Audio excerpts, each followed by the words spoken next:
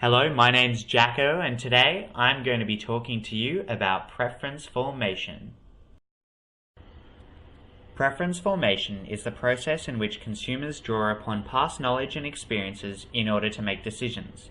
This affects their attitudes towards products, ultimately affecting what they will buy and what products they prefer compared to others in similar categories. In an environment where preference formation dictates how we view products, classical conditioning surfaces as an important part of this process. In a few minutes, we're going to get into a really exciting journal article that's going to explain a lot of these concepts around preference formation. But first, let's give you a background on classical conditioning. Classical conditioning is the process of using an established relationship between a stimulus and a response to bring about the association of the same response to a different stimulus. The best way to describe this concept is through Pavlov's experiments. He was the guy who came up with classical conditioning. Pavlov's experiments involved observing the behavior of dogs at feeding times. The dogs naturally salivate, the unconditioned response, in the presence of food, which is an unconditioned stimulus. When he rang a bell without food, there was no response. This was a neutral stimulus. He then began to ring the bell each time he bought the dogs food.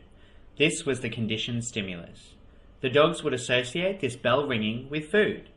In time, the dogs became conditioned to this new stimulus-response pairing, where the bell ringing provoked salivation, which became the conditioned response, even in the absence of food. The purpose of the study, The Effects of Music in Advertising on Choice Behavior, a Classical Conditioning Approach, by Gerald J. Gorn, was to understand how external stimuli, such as music, affected consumer preference formation.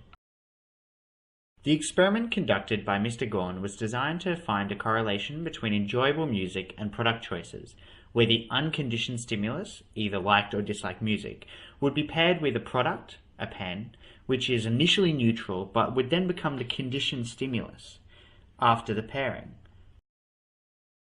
Their pilot study consisted of subjects who had to choose between different coloured pens in order to find two colours, beige and blue, that, when given the choice between them, subjects would feel neutral.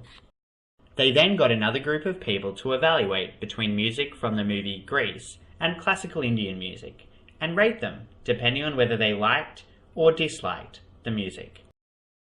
The actual experiment consisted of random subjects split into 4 groups, exposed to combinations of liked or disliked music and blue pens or beige pens.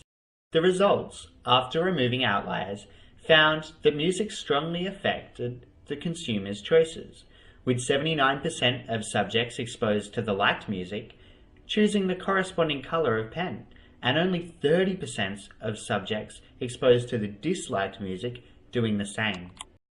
The experiment shows the influence of different stimuli on the consumer decision-making process. This reaffirms the importance of marketers understanding the effects of classical conditioning and adjusting their campaigns accordingly. Through the concept of classical conditioning, marketers have a way of directly influencing the attitudes and behavior of consumers.